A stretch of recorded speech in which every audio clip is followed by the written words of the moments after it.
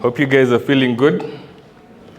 I just sat there and I think one of the things I love most about people speaking is that you get to see their true element, and had a lot of interesting stories from Eric and the guys who've spoken. So my remarks, I'll keep them very short. It's a true pleasure for me to be among you today, among you brilliant minds and tech enthusiasts. I think such a congregation should not be taken lightly. And as a proud sponsor, we are not just here to support the event, and probably that's how it started. We're actually here to support you. You, your brilliant minds, your innovations and everything, because that has really struck something. And as I proceed, I wanted to share a bit about my background. And the most surprising thing I'll tell you is 10 years ago, had you told me about cloud, I might have not believed you. And how many of you, actually 10 years ago, if you told me anything, that one day I will have a machine running on the cloud, I will do any of these spectacular things that I'm seeing being done, I wouldn't have believed you. And all that changed. And I believe this is the interaction of most people with cloud. When I launched my first EC2 instance. And it was something else. I mean, it was just out of a video I saw on YouTube, right? It was like, put this here, go next. I mean, not this infrastructure as code that you guys are doing now. That's really cool.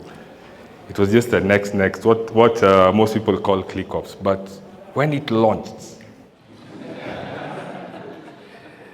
and you will be told, if you know how to splice, you will probably be richer than all of us.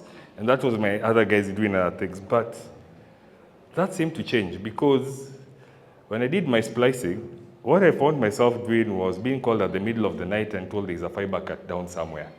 And I have to rush there to fix it with my splicing. So all of a sudden, you're showing up, you're probably saying hi to the security guards, wondering why you're reporting back at 4 a.m., and you say you have a job. So it became a bit of a harder conversation. And probably that's why I ended up leaving it and choosing a different field. But this is what I want to share. See, cloud is no longer the future. It was then, but right now it's the present. And thing is, it's the next generation that will thrive in it, and that generation is you. You're the generation of tech leaders who will make a difference with cloud. And thing is, today is 2025. I can guarantee you 5 years from now, none of you will be at the same place they are right now. And that's a fact. You guys have gotten into cloud. Someone once told me that a year in cloud is dog years.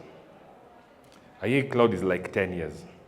Now, wherever stage you're at right now, someone also told me, do not despise the day of small beginnings. Whatever whether you are getting into cloud, whether this is your first event that you've come and you're intrigued by cloud, or whether you've been here for 10 years like Robin over here, it doesn't matter. The thing is, in the next 5 years, you can make a difference. And you don't need to be in the Silicon Valley to do this, right? You can build a whole new world from wherever you are in this country.